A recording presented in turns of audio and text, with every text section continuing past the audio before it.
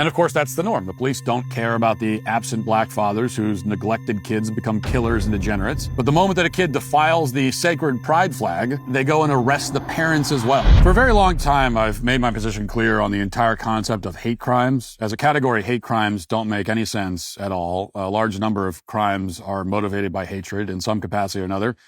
People don't generally murder or assault other people because they love them, after all. So really, hate crime means in practice that the perpetrator demonstrated hatred supposedly towards a certain demographic, which for political reasons is somehow entitled to more protections than the rest of us. That's how hate crimes, that's what it actually means. That's one of the obvious issues with hate crimes. Another issue is that, as we discussed in detail a couple of years ago, police departments often have to make very subjective judgments about what constitutes a hate crime. Typically, if somebody reports an anti-black or anti-Muslim hate crime, even if there's no proof, it winds up in the statistics. No need for a trial or anything. But if an Asian person or a white person is beaten, it's usually just chalked up as a random act of violence and everybody goes about their day. All that's to say, I don't need really another reason to reject the entire category of hate crimes. It's such a pointless and cynical concept that it didn't seem possible to discredit it any more than it's already been discredited. And then I came across this story. Watch. Well, tonight, a group of teens is facing possible hate crime charges after Atlanta police say they vandalized pride flags in Midtown. That's right. So we know that police arrested 4 of the teens at the scene overnight, but are asking the public to help them find the other 2. And as 11 Alive's Gilad Malamed reports, the incident has some community members heartbroken and disturbed. Circling one of the city's most recognizable symbols of LGBTQ pride, Atlanta police say this group of teenagers used knives to destroy another pride symbol. Police found these flags at the corner of 10th and Piedmont. Oh, gosh. That is so unnecessary. That is just heartbreaking. Donna Cooper goes on walks here several times a week. I think the kind of people that do that sort of thing are going to pick an area, well, they'll get the attention. It's an area Richard Ramey, the owner of Atlanta Eagle, says it's almost like someone has come into our home and tried to harm us. Atlanta Eagle is a gay bar, and Ramey is heavily involved in the LGBTQ community. Police responded to the 911 call around 1:40 a.m. Yeah, they got knives. They're stabbing the flags. And found 4 of the 6 suspects, charging the 16, 17, and 18-year-olds with criminal mischief. They say the group drove in from the Dallas and Cartersville area, but they're still investigating if they came to the area specifically to vandalize the flags. We take this community very seriously. We take all of Atlanta seriously, but definitely in this area, we want to make sure that the residents feel safe and that we will respond as fast as we can. That's one of the more nauseating press conferences from a police department that you will ever see. The most useless and corrupt police departments obviously love coming down hard on cases like this because rounding up children is a lot easier than actually protecting the community. And we'll have more on that in a second. But first, let's get back to the guy from the gay bar. And here's what he said, in case you missed it. Quote, "It's almost like someone has come into our home and tried to harm us." Close quote. Well, the word almost is doing a lot of work in that statement because actually, no, that's not remotely what happened. What happened is that the government decided to force its secular religion on everybody else by placing pride branding all over the crosswalk, and people got tired of it. Nobody went into anybody's home or attacked anybody. In fact, it's not even clear that they damaged anyone else's property. Here's some additional reporting from the local PBS station. Quote, 4 teenagers were arrested early Tuesday morning and could face hate crime charges after police say they stole and cut up pride flags outside one of Atlanta's most well-known gay bars. It's unclear where the flags came from. Yes, it's unclear where the flags came from. According to the AP, the perpetrators, quote, pulled down LGBTQ plus pride flags, although they still don't clarify where the flags came from exactly. So again, it's not clear that anybody else's private property was destroyed here, but still, for destroying those pride flags of unknown origin, these individuals have been charged with obstruction, criminal damage to property, conspiracy, and prowling. And on top of that, quote, police also issued a citation to Aaron Petrus, the 41-year-old father of the juvenile, for failing to supervise his son. And as you heard, hate crime charges are apparently pending. So yes, they've gone after the kid's father because his child dared to defile the sacred pride flag. And keep in mind, Atlanta is one of the most dangerous cities in the country. It's a total hellhole. And a lot of young people are committing far more serious crimes than this. Have you ever come across somebody saying that capitalism is evil or something similar? Maybe in a video online, on TV, or just talking with someone? What was your reaction if you did? When did capitalism become such a hot button issue anyway? Well, it seems like people have such strong opinions about it and very little understanding of capitalism as a whole. Luckily, if you're looking to expand your knowledge and horizons on a broad range of topics, including subjects like capitalism, Hillsdale College is offering more than 40 free online courses. That's right, completely free. You can learn about the United States Constitution, explore stories from the book of Genesis, discover the rise and fall of the Roman Republic, or even study the history of the ancient Christian church. I do recommend watching their new course, Understanding Capitalism. In just 7 lectures, you'll learn about the role of profit and loss, how human nature shapes our economy, and why capitalism depends on private property rights, the rule of law, and freedom. You'll also discover why capitalism actually encourages morality rather than undermining it, like today's varying political agendas would have you believe. Understanding economics and capitalism empowers individuals and societies to make informed decisions, evaluate policy impacts, and anticipate market changes, ultimately creating more prosperous communities. Go right now to hillsdale.edu/Walsh to enroll in this course, Understanding Capitalism. There's no cost, and it's easy to get started. That's hillsdale.edu/Walsh to enroll for free, hillsdale.edu/Walsh. Roughly 50% of minors incarcerated in Georgia identify as gang members.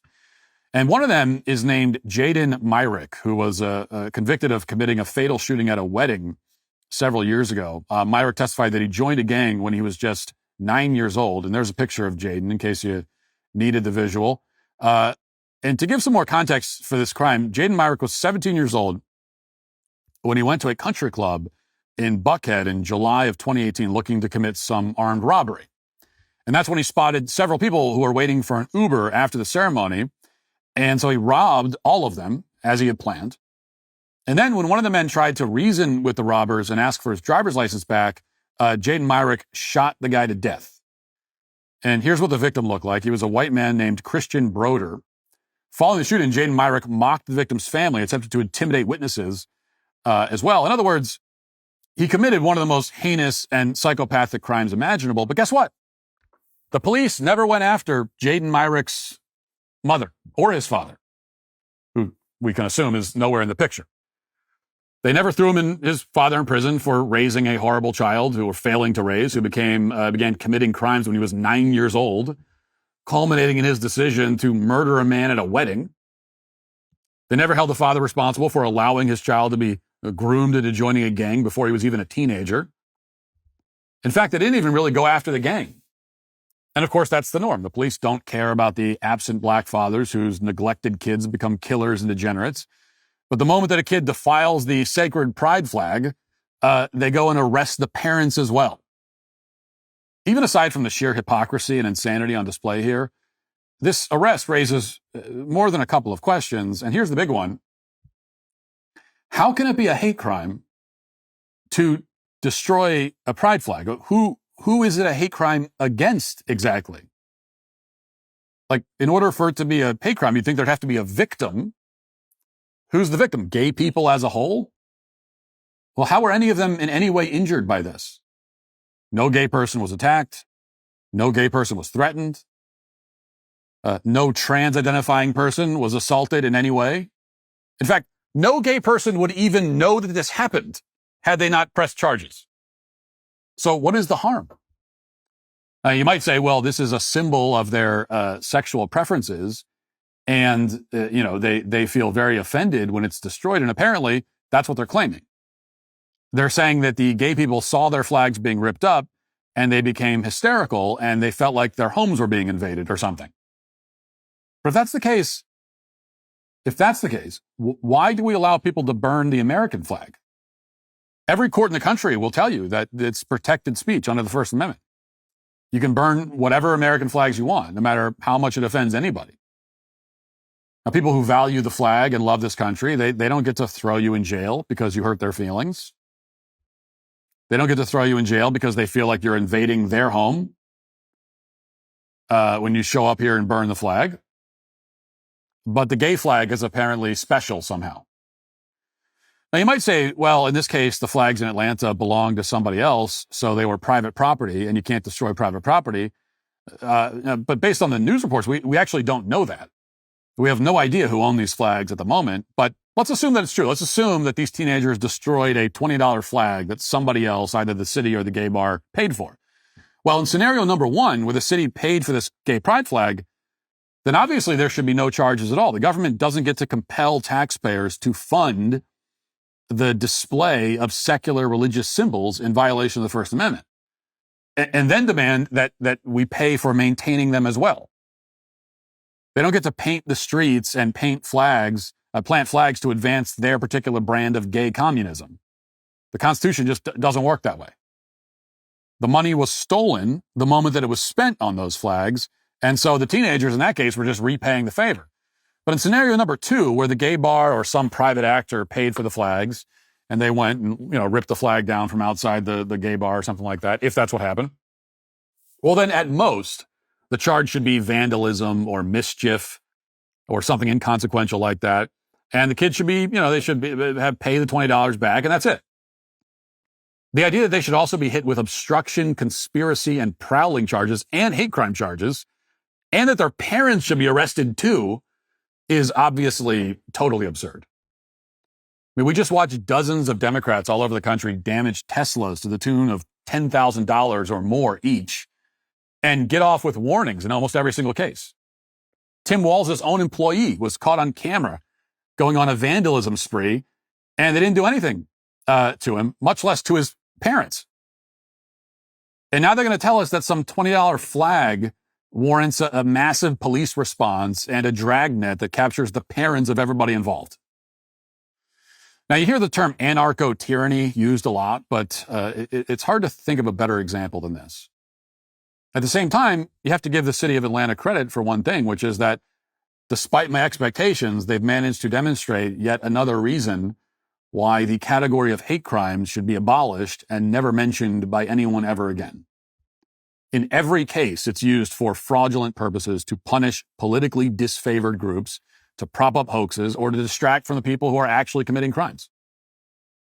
In this case, the idea of hate crimes is actually being used for all three purposes, amazingly enough. So the city of Atlanta has achieved a trifecta.